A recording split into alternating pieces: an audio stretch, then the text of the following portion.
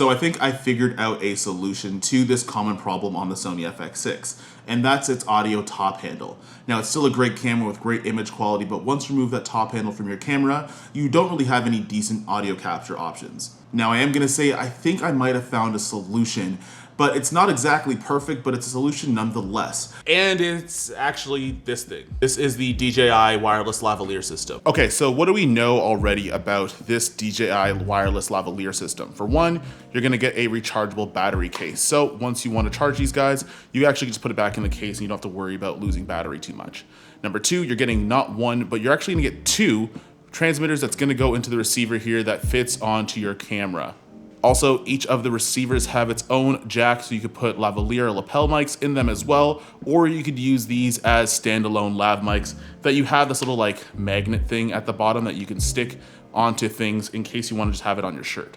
You're also going to get things like little iPhone attachment things here. So if you guys have the new iPhone 14 and you need a new microphone system, you have that as well. On the actual audio controls, you have a choice of doing either a stereo, or you could even go to mono, or you can even make a safety channel, which will be important a little bit later. And you also have the option of adjusting your receiver gain, because a lot of the preamps in your cameras are not great. They're actually pretty trash. Now, those are all features that you guys have probably heard of with the DJI Lav Mic system, but the feature that I'm most excited about is this thing. Do you see this little button right about here? That's actually a record button, and that's the button for the transmitter to have the ability to internally record. So that means that each one of these transmitters can record up to 8 gigabytes or 14 hours worth of audio. Now, I talk a lot, but it's not 14 hours worth, and that also means that I could actually go through the recording before the battery actually dies. So I do get a lot of time in order to internally record audio. Now, this isn't the first time that internal recording in a lavalier mic has been introduced. In fact, the Rode Wireless Go 2s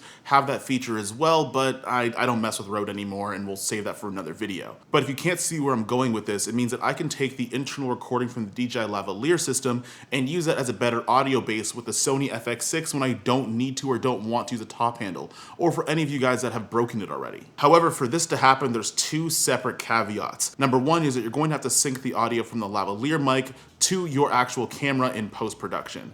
And number two, you only get the option of a mono channel while using the internal recording feature. So as I mentioned before that you can go into stereo or in mono, because you're only gonna be recording to one transmitted internally, it's only gonna act as a mono channel. Now, we might be able to fix both of these things, but we have to start off with an audio test to even see if this is worth doing anyways, because if the audio from the DJI Lav system is just as bad as the onboard camera microphone, then this is all worthless. Clap sync.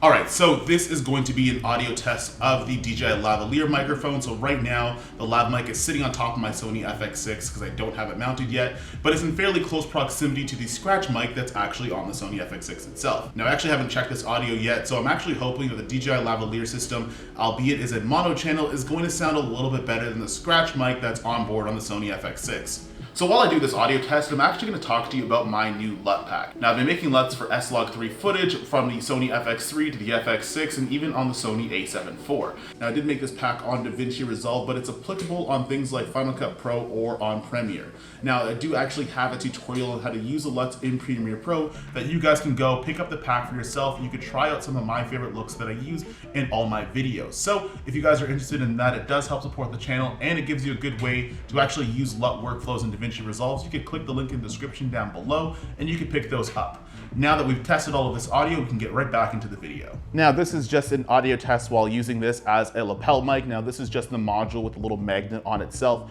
And again, this is untested audio. So if it does work out, Editor Kofi will give you a thumbs up. Now, syncing this in post is probably going to be the most tedious of the jobs that you have to do when actually setting up the audio from this module into your camera when you're using it in post.